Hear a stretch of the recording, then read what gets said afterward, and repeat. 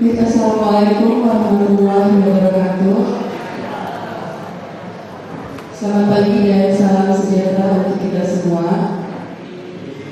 Baik Bapak Ibu, mohon izin saya di sini tidak bermaksud untuk menggurui, tidak bermaksud untuk lebih paham atau lebih tahu daripada Bapak Ibu. Saya di sini berdiri untuk melaksanakan tugas yang diberikan kepada kami sebagai calon fasilitator daerah yang sudah mengikuti kegiatan BIMTEK pada beberapa minggu yang lalu di Pontianak tentang pengimblasan atau diseminasi 7 jurus BK hebat. Nah, hal ini berkaitan juga dengan tugas kita sebagai guru di sekolah yang selama ini pasti sudah kita lakukan.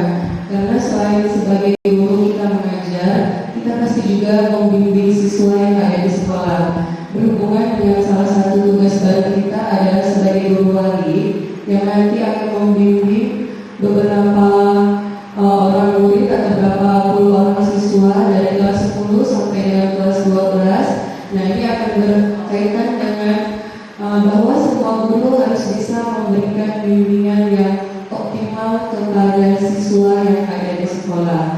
Jadi tidak hanya guru BK saja yang memberikan proses bimbingan, tapi guru-guru lain juga bisa memberikan proses bimbingan dengan mengenal 7 jurus BK hebat yang bisa Bapak Ibu lihat di depan.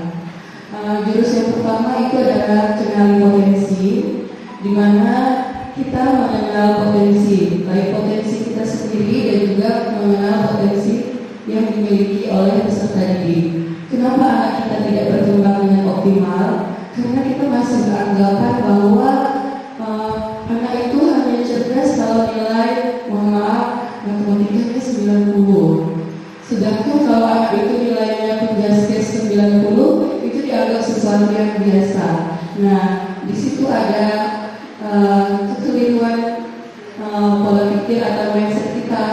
Karena anak dianggap tidak optimal kalau tidak menguasai mata pelajaran, sedangkan dia mampu di bidang yang lain. Oleh karena itu penting untuk kita mengenali potensi agar bisa mengoptimalkan kemampuan, memfasilitasi bakat minat dan juga mempersiapkan karir mereka di masa yang akan datang. Lalu yang kedua, kelola emosi. Nah, kalau kelola emosi ini berkaitan dengan pemahaman kita terhadap emosi kita sendiri. Kita ini kan manusia yang setiap hari beraktivitas dengan segala banyak sekali kegiatan yang biasanya bisa menimbulkan emosi, marah, sedih. Mungkin Bapak Ibu masih dari ibu-ibu ini mikir belum masak, mau mikir saya apa gitu kan, bingung sampai di sekolah. Nah, ini berkaitan dengan kelola emosi. Selain kita mengenal dan mengelola emosi, kita juga bisa mengenal dan mengelola emosi peserta didik yang ada di dalam kelas. Kadang-kadang kita masuk ke dalam kelas, kita melihat ada siswa yang tidak bersemangat, ngantuk. Kita langsung mengambil kesimpulan. Nah, di situ nanti akan kita pelajari tentang kelola emosi. Kenapa anak itu bersikap seperti itu dan apa yang harus kita lakukan. Yang ketiga adalah tumbuhkan resiliensi. Nah, kalau tumbuhkan resiliensi ini menyiapkan anak-anak juga diri kita untuk menghadapi tantangan. Karena tidak ada kehidupan yang berjalan lurus-mulus seperti apa yang kita bayangkan. Ada saja kendala-kendalanya. Misalnya hari ini saya sudah menjadwalkan akan bertemu dengan Bapak Ibu untuk melakukan diseminasi, tapi ternyata kesehatan saya kurang baik gitu. Sudah dalam keadaan yang kantuk, jadi suaranya agak serak-serak gitu kan. Nah, ini termasuk dalam tantangan atau hambatan. Bagaimana kita menumbuhkan daya lenting atau kemampuan untuk menghadapi tantangan yang datang kepada diri kita. Yang keempat ada jaga konsistensi. Nah, menjaga konsistensi perilaku yang sudah baik, perilaku yang sudah positif, anak-anak yang sudah belajar dengan baik di sekolah, dijaga perilakunya, bagaimana untuk menumbuhkannya. Biasanya kan untuk anak-anak kita contohnya, untuk mengejar nilai 80, 90 mereka bisa, tapi untuk mempertahankan konsistensinya, nah sama terus gitu, itu yang kita mengalami kendala.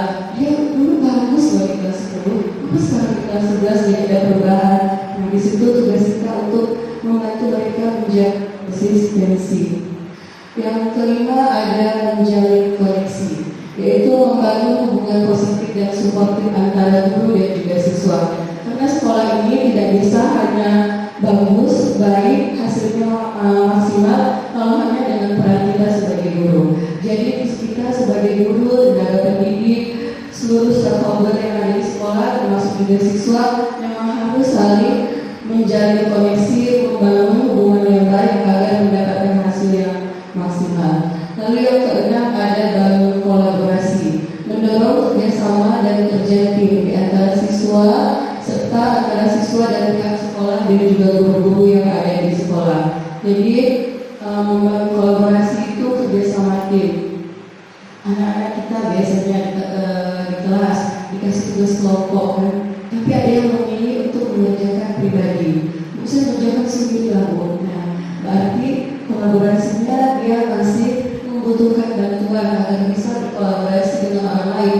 Karena di dalam kolaborasi tentu kita akan mengesampingkan ego kan. Kembali lagi ke dalam kelola emosi. Tidak bisa tuh kita saja yang mendengar. Kita harus mendengarkan pendapat orang lain. Dan yang terakhir adalah mengenal situasi, yaitu menciptakan lingkungan belajar yang kondusif, aman, dan nyaman bagi siswa. Kalau pada saat kami kemarin BIMTEK itu namanya ada sekolah aman, nyaman, dan menggembirakan. Jadi sekolah itu selain aman bagi siswa dan juga menggembirakan. Nah, Bapak Ibu, kita sudah mendapatkan beberapa minggu yang lalu pembiasan tentang deep learning, sekolah aman, nyaman, dan menggembirakan kan. Nah, jadi proses itu tidak hanya mengejar materi, tapi juga membuat anak menjadi nyaman, dan gembira. Maksudnya ini semangat, nggak benar libur. Sebenarnya mau sekolah terus sampai minggu. Nah, ada ya kira-kira kita yang seperti itu. Gembira untuk datang ke sekolah. Itu tadi 7 jurus BKK yang kami dapatkan selama BIMTEK kemarin. Dan pada pertemuan ini saya memilih untuk menyampaikan salah satu jurus, yaitu jurus yang kedua tentang kelola emosi. Baik Bapak Ibu, saya mohon izin mengenalkan tentang jingle 7 jurus mereka hebat. Boleh dibantu Bapak Ibu kita berdiri semua, bergerak sedikit supaya bisa. Dan juga memberikan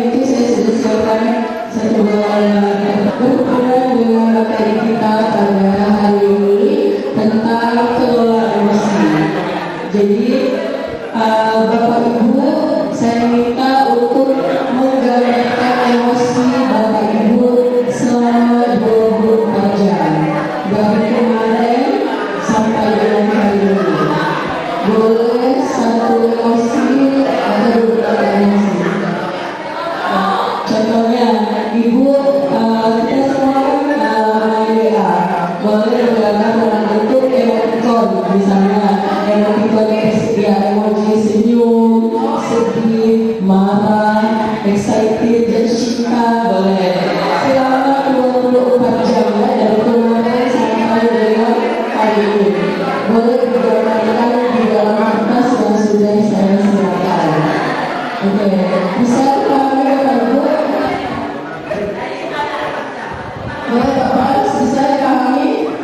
Oke, silakan digambarkan emosinya selama 20 jam. Boleh satu emosi, 2 emosi, 3 emosi, atau lebih. Apa yang Bapak Ibu rasakan selama 24 jam dari kemarin sampai dengan hari ini? Emoji semangat, biasanya boleh. Emoji excited, emoji jatuh cinta, emoji tas kecil, ya. Bebas selama 24 jam ini apa yang Ibu rasakan? Ya, dari kemarin sampai dengan hari ini.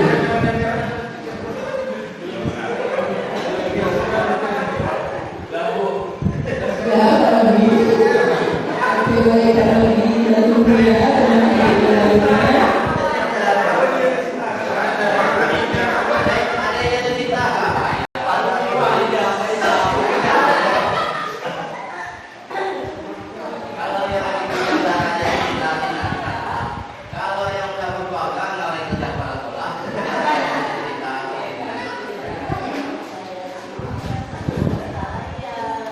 Ada yang sudah selesai menggambarkan emosinya? Iya boleh Ibu, 2 boleh, 1 boleh. Bu Yun boleh lagi. Bu Yun sama kehormatan untuk Bapak Kurikulum Ahad kan melihat ya bagaimana emosi Pak Ahad selama 24 jam dari kemarin sampai hari ini.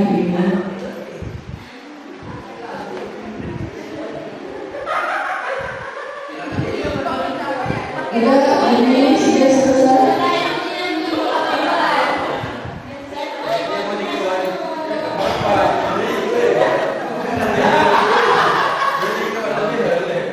Boleh silakan Bu Yuni kalian bersama ditampilkan oleh Bapak teman-teman supaya melihat.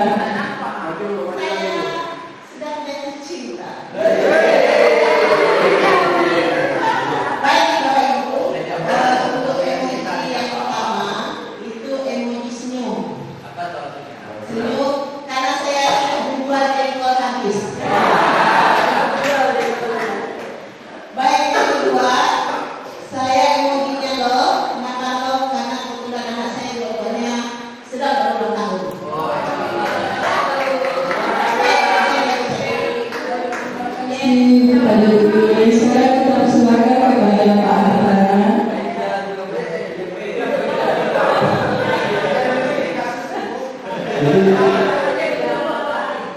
Mungkin gambarnya jadi gambarnya ini sebel ya. Maksudnya sebel ya karena apa ya, kemarin itu tiba-tiba ini bukan saya mau saya itu mogok jadi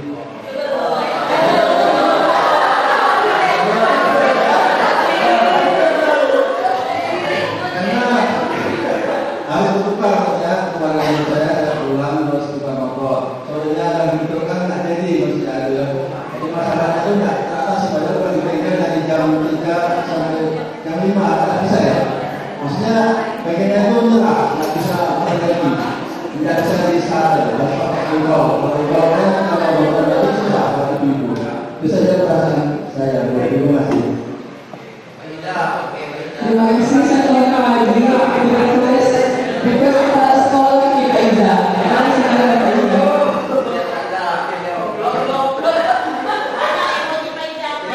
Tiga emojinya dijelaskan semua ya Pak Iza.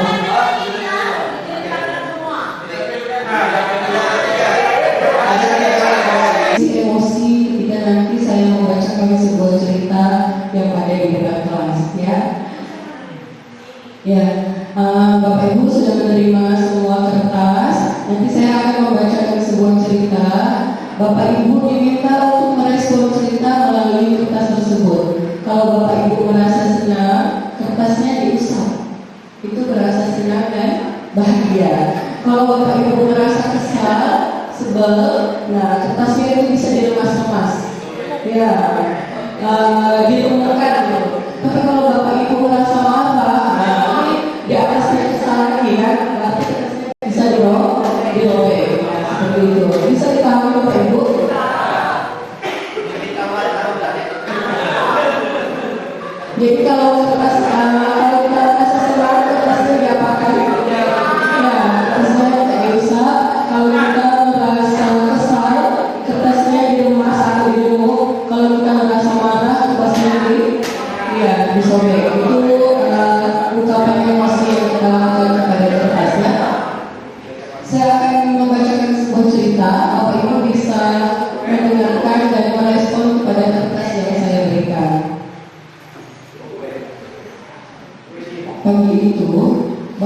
guru berangkat ke sekolah mengendarai sepeda motor. Bahan ajar yang sudah disiapkan rapi digantungkan di motor. Namun, beberapa meter sebelum sampai sekolah, motor mendadak mogok karena kehabisan bensin. Dengan susah payah, bapak dan ibu guru membawa motor hingga sampai ke sekolah. Ya, boleh langsung diberikan emosinya kepada kertas yang bapak ibu pegang. Nah, bagaimana rasanya? Kalau kita sudah berangkat sekolah, sudah menyiapkan semuanya, tiba-tiba motornya mogok, kehabisan bensin di jalan. Oke. Bisa rasa senang kalau kehabisan bensin. Ya kan kalau merasa senang, tapi kertasnya diusap kan? Oke, kita lanjut ya ke keadaan yang kedua. Belum Pak, belum nanti kita jam 9.30. Ini baru jam Sampailah Bapak Ibu di kelas. Hampir semua murid datang tepat waktu. Namun belum sempat suasana stabil, Andi masuk terlambat. Ia hanya menunduk sambil berkata, "Maaf Bu, Pak, saya telat."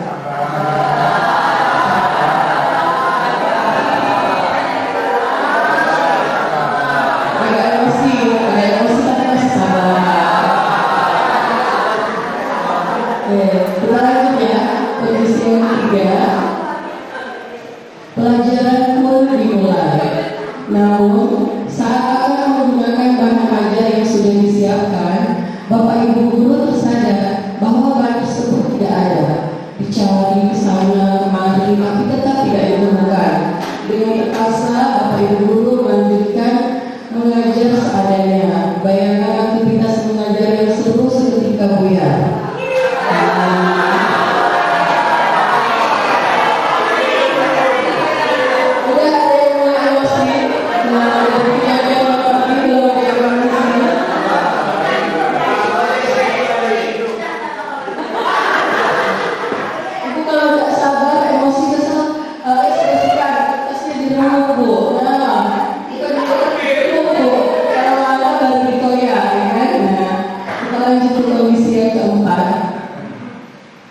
Di tengah pelajaran, saat Bapak Ibu mengajar, Andi terlihat tidak memberikan perhatian. Dia menunduk di bangkunya. Saat diganti, ternyata Andi terlelap ketiduran.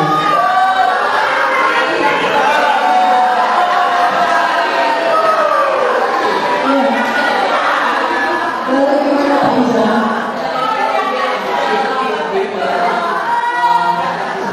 Ya, ekspresikannya di kertas Pak Iza. Ya. Di kertas yang Bapak Ibu pegang tadi. Sudah kayak ini sudah makan.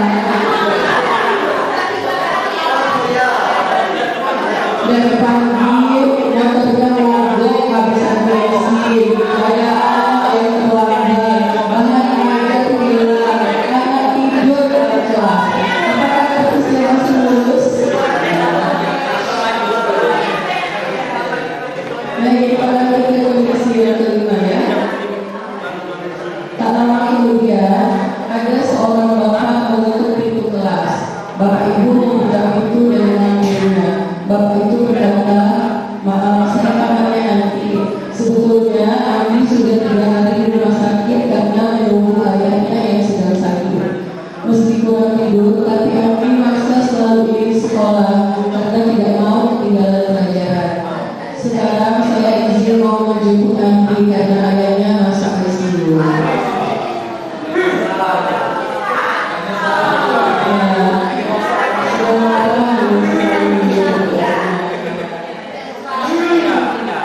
Baik, kita lanjut ke keadaan yang keenam ya. Paman Andi juga mengeluarkan sebuah bungkusan dari tasnya. "Oh iya Pak, Bu, tadi di jalan saya menemukan bungkusan ini. Saya tadi cek isinya buku dan ada nama sekolah ini. Jadi saya bawa siapa tahu ibu guru bisa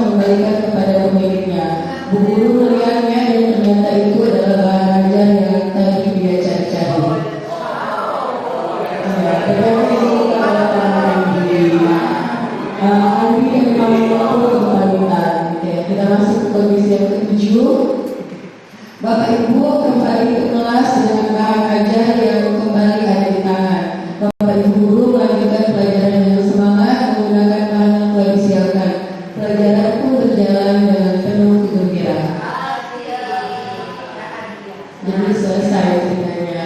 Sekarang kita refleksi, Bapak Ibu. Refleksi. Nah, ini refleksinya.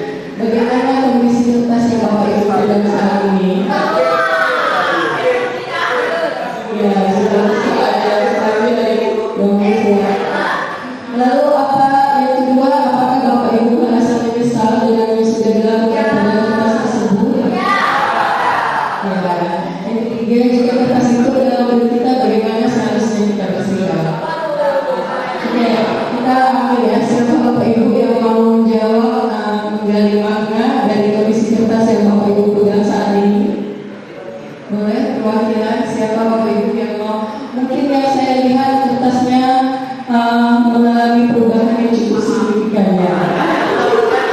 Nah, boleh Pak, boleh silakan Pak udah untuk ini ya.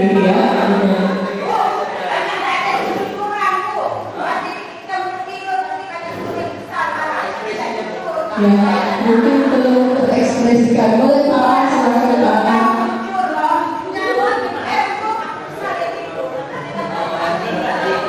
Oke, mungkin setelah mendengar cerita itu pasti ada kesalahan besar. Ya. Tapi emosi juga Bu. Jadi saya hancur. Tapi dengan ahli cerita pasti ada kesalahan. Nah itu ya. Ya sama. Dan ini pasti pernah kita alami. Ya. Cuma nggak sampai puncak lah. Maksudnya sampai puncak ini sampai ada yang bawa mengajar atau menyelesaikannya, tetapi pasti setelah masuk ke dalam ruangan guru baru kita tahu, atau keesokan harinya baru kita tahu ternyata anak itu seperti itu karena punya alasan tertentu. Tinggal kita merenungkan saja, dan ya saya terus terang memang cukup emosi ya, tapi setelah itu saya bertobat. Baik Bapak Ibu, kita lanjutkan sekarang ke dalam pembelajaran sosial emosional. Nah, ini yang biasa kita lakukan di dalam kelas, kita bisa menerapkannya. Yang pertama ini ada menyadari diri. Saya bisa mengenali emosi saya seperti senang, takut, malu, khawatir, dan lain-lain. Bapak Ibu semua tadi yang pertama sudah melakukan kegiatan, Bapak Ibu sudah mengenali emosinya, tahu pada saat senang, sedih, gembira, dan yang lain-lain. Yang kedua yaitu mengelola diri. Saya tahu caranya untuk menenangkan diri saat saya marah, takut, khawatir, dan lain-lain. Apa yang Bapak Ibu lakukan kalau merasa marah? Nah, seperti itu. Itu termasuk ke dalam self management atau mengelola diri. Yang ketiga yaitu saya memahami keputusan yang saya ambil dapat berdampak pada diri dan juga orang lain. Yang keempat, terampil berrelasi. Saya menjalin pertemanan sehat dengan mereka. Karena kita sebagai makhluk sosial, setiap harinya kita pasti berhubungan dengan orang lain. Apalagi kita sebagai guru kan, selain berhubungan dengan sesama guru juga dengan siswa yang ada di dalam kelas. Dan itu yang biasanya membutuhkan keterampilan emosional. Bagaimana kita mengelola emosinya agar kita bisa menjalin hubungan atau pertemanan yang sehat dengan guru dan juga dengan siswa yang ada di sekolah. Yang terakhir yaitu saya peduli, social awareness atau peduli sosial. Saya peduli dan bisa belajar dan selaras dengan norma sopan santun yang berlaku. Jadi setiap daerah, setiap tempat itu mempunyai nilai dan norma yang kita sesuaikan dengan tempat dan keadaan. Ini berkaitan dengan penyesuaian diri. Peduli sosial, bukan lingkungan yang menyesuaikan diri dengan kita, tapi kita yang menyesuaikan diri dengan lingkungan. Kita Bapak Ibu balik dari dalam kelas capek, lalu dulu waktu saya sekolah tuh nggak kayak anak sekarang. Nah, itu namanya kepedulian sosial. Memang keadaan zaman dan waktunya sudah mengalami perubahan. Waktu bergulir masa demi masa kan, nah, jadi ada perubahan. Kita yang menyesuaikan diri dengan lingkungan, bukan lingkungan yang menyesuaikan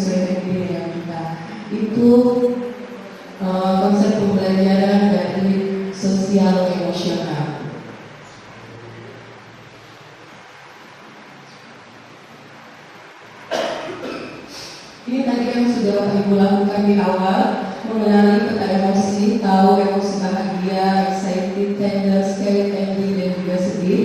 Kita sudah mengenali semuanya peta emosi. Nah, yang terakhir ini tentang mengenali peta emosi. Nah, di sini ada digambarkan gambaran otak kita. Nah, di dalam otak itu dibagi menjadi 3 menurut UNESCO ini, ada neokortex, limbik, dan reptil. Bagian yang paling bawah itu adalah reptil, yang kedua limbik, dan yang paling atas itu adalah neokortex. Kita lihat ya Bapak Ibu apa itu masing-masing. Nah, di sini bisa dicontohkan Bapak Ibu, kita semua mencoba untuk mengepalkan tangan, menggenggam tangan. Nah, saat kita menggenggam tangan, jari jempol ada di dalam, ditutup oleh 4 jari-jari yang lain. Nah, ini diibaratkan sebagai otak kita. Nah, pada saat ini, kalau hal ini terjadi, keempat jari ini menutup satu ibu jari, berarti yang sedang bekerja adalah pada mode neokortex atau pada mode pawang. Nah, di sini pada mode ini kita berpikir tenang, logis, penuh pertimbangan. Jika pawang kehilangan kendali, nah kalau pawang kehilangan kendali berarti jarinya terbuka kan? Nah, jarinya terbuka. Nah, di sini yang akan bekerja adalah bunglon atau limbik. Nah, di sini gimana kalau cara kerja limbiknya atau bunglonnya? Dia lebih mengedepankan perasaan. Nah, jadi kalau anak melihat anak tidur, perasaannya itu tidak suka dengan saya, makanya dia suka tidur. Berarti yang bekerja adalah limbik, ya, atau bunglon. Nah, yang terakhir adalah dinosaurus atau reptilian brain, terbuka semuanya. Yang bekerja adalah berarti yang paling bawah dari otaknya itu reptilian brain atau kita sebut dengan dinosaurus. Nah, kalau dinosaurus itu gimana? Nah, dinosaurus itu dia mengendalikan diri dengan mode tempur. Mode tempur langsung marah, langsung emosi, ya kan? Hanya tidak mengerjakan tugas. Kamu tuh saya kasih tugas tak pernah mengerjakan. Tidak ada fungsi dari reptilnya, tidak ada fungsi dari neokorteknya. Harusnya kita tanyakan, kenapa kamu tidak mengerjakan tugas ibu? Ada masalah apa? Apa yang bisa ibu bantu? Kamu kesulitan di mana? Berarti neokorteknya masih berfungsi, berpikir dengan tenang, bisa menguasai emosi. Tapi kalau neokorteknya udah terbuka, lalu limbiknya yang bekerja.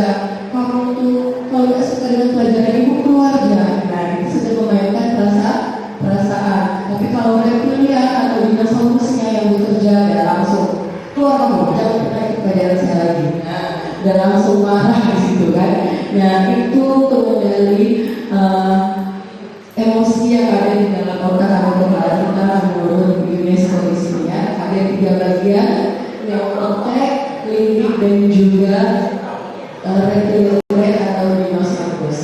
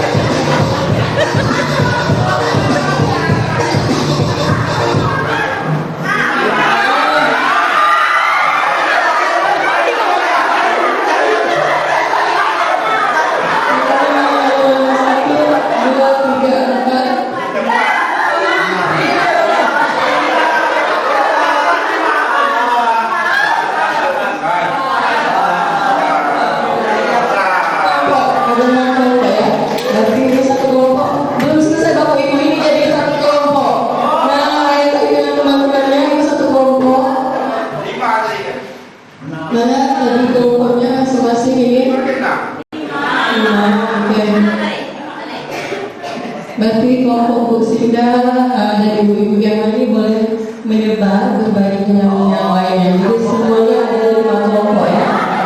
Oke. Bu Rima, Bu Rimi juga boleh menyebar. Jadi ada 5 kelompok. Oke, ada 5 kelompok ya di sini ya. Oke.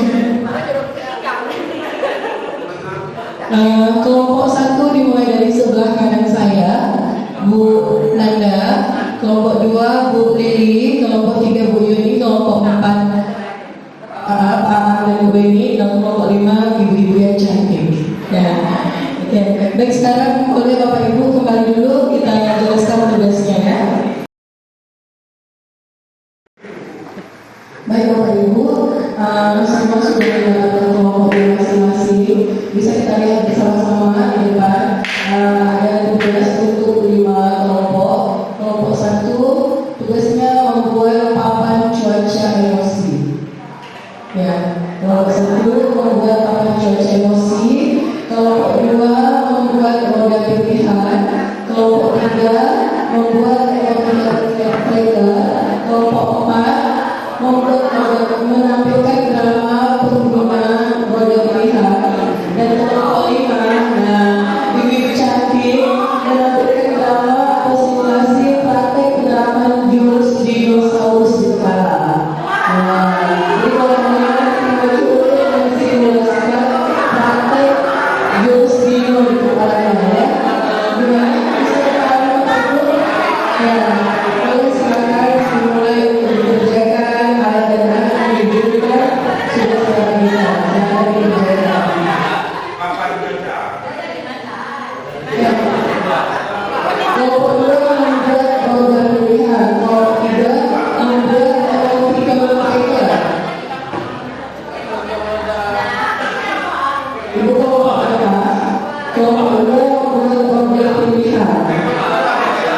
Roda pilihannya. Baik Bapak Ibu, kita lanjutkan.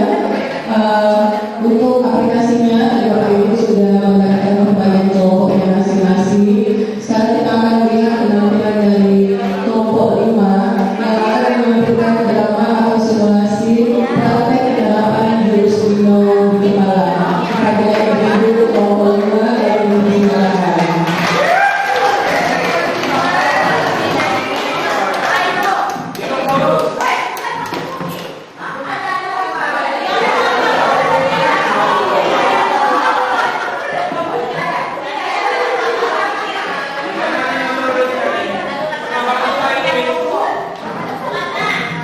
Mungkin Bu Emi bisa menjelaskan dulu perkenalan nama, perannya dan juga kondisi ceritanya seperti apa ya.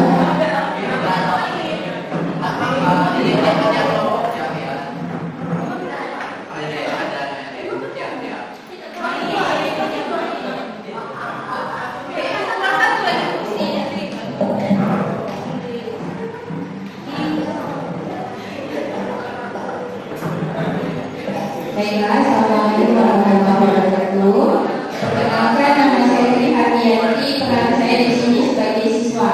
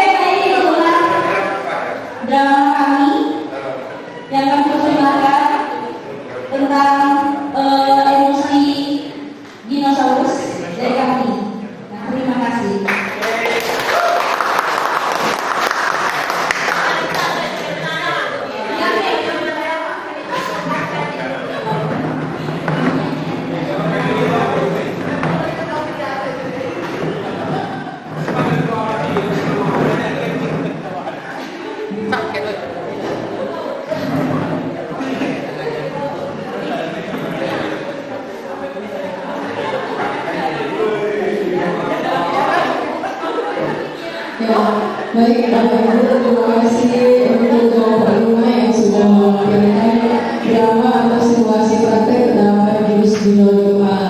Jadi dari semua kelompok yang sudah mengerjakan, kita sudah bisa mengambil kesimpulan kalau kelompok satu tadi membuat tahapan cuaca emosi. Kita sudah bisa mengenali emosi diri, juga bisa mengenali emosi orang lain. Kalau pada saat kita mengajar dalam kelas, ada anak yang terlihat tidak bersemangat, ada anak yang terlihat mengantuk. Nah, itu apa yang harus kita lakukan? Apakah kita langsung menerapkan emosi yang kita rasakan, atau kita ambil jeda dulu baru memberikan tindakan? Jadi seperti itu, ada emosi langsung respon atau tindakan, atau sebaliknya emosi jeda dulu baru ambil respon atau tindakan. Nah, jadi seperti ini ya. Responsible decision making, jeda dan memilih tindakan. Emosi langsung memberikan respon, langsung marah atau langsung seperti apa, atau ambil jeda dulu. Nah, kalau menerapkan jurus dinosaurus seperti yang diterapkan oleh kelompok 5, itu tidak mengambil jeda, tapi langsung mengambil tindakan dengan memarahi anak-anak dan meminta anak-anak untuk keluar. Jadi seperti itu Bapak Ibu, materi tentang kelola emosi. Yang pertama, kita sudah bisa mengenali emosi kita, lalu kita bisa menerapkan pengelolaan emosi baik dari diri sendiri juga bagi peserta didik kita yang ada di dalam kelas. Dan yang terakhir adalah bagaimana kita menerapkan pembelajaran sel. Pembelajaran sel tadi social emotional learning. Bagaimana di dalam kelas kita memberikan respon terhadap tindakan yang anak lakukan, memberi jeda terlebih dahulu, menjelaskan kepada anak. Kamu bertanya, ibu marah karena kamu tidur pada saat jam pelajaran ibu. Ibu maunya. Nah, jadi pesan yang kita sampaikan itu bisa diterima oleh anak dengan baik. Jadi anak-anak nggak bingung. Ibu tuh kalau masuk kelas kami marah-marah terus, karena tujuan dari kita marah tidak bisa tersampaikan. Kalau kita marahnya sudah beda mengelola emosi. Boleh tidak marah? Boleh. Marah itu merupakan ungkapan bagian dari emosi. Tapi marah kita itu ada tujuannya, ada hasil yang ingin kita dapatkan. Seperti tadi, contohnya Bu Riza kan, Bu Riza menjelaskan, ibu marah kepada Yanti karena Yanti waktu ibu mengajar, sibuk berkaca. Ibu maunya kamu pada saat ibu mengajar memperhatikan agar kamu paham dengan apa yang ibu sampaikan. Jadi kemarahan kita tersampaikan tidak? Ya, kemarahannya sudah bisa tersampaikan. Anak-anak tahu kalau perilaku yang seperti itu akan membuat orang lain marah, memunculkan emosi berupa kemarahan. Tetapi tidak hanya sekedar marah. Nah, kita mengambil jeda dengan menjelaskan apa yang membuat kita marah, perilaku yang mana. Kadang anak-anak kan tidak jelas, ibu tuh marah, ibu tidak tahu karena apa. Nah, jelaskan apa yang membuat kita marah. Dan yang terakhir adalah apa yang kita harapkan berubah dari perilaku anak tersebut. Ibu tidak ngerti kamu kenapa 5 tambah 1 jadi 7. Nah, anak juga tidak ngerti kenapa Bu, karena saya menyebutnya seperti itu. Sampai dia selesai dari kelas 10 sampai kelas 12 tidak akan ada pengertian. Nah, kita bantu menjelaskan. Ibu tuh marah, masa kamu udah SMA kelas 10 5 tambah 1 sama dengan 7. Seharusnya 5 tambah 1 sama dengan 6. Nah, ibu maunya kamu belajar lagi berhitung. Mungkin di rumah bisa menggunakan alat-alat dan bahan yang ada. Nah, seperti itu kan. Jadi tujuan dari kemarahan atau emosi yang sering kita lakukan itu bisa tersampaikan dengan anak. Begitu juga pada saat nanti kita sebagai guru wali melaksanakan tugas kita, anak yang datang dengan kita itu akan banyak sekali masalah-masalah yang membutuhkan bimbingan. Ada anak yang datang dengan menangis, Bu, saya mau menangis sekolah lagi, orang tua saya lari terus di rumah. Kita lalu ikut menangis, tidak bisa meresponnya. Nah, jadi seperti itu. Itulah gunanya kita mempelajari materi tentang kelola emosi.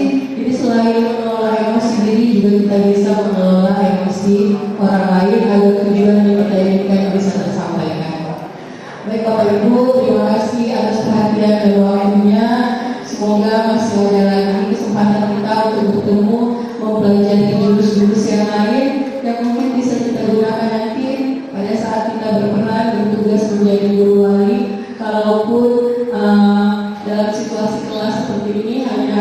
sekali kesempatan Bapak Ibu bisa mendapatkan materinya tentang jurus yang lain ada di saya dan di Pak Antana.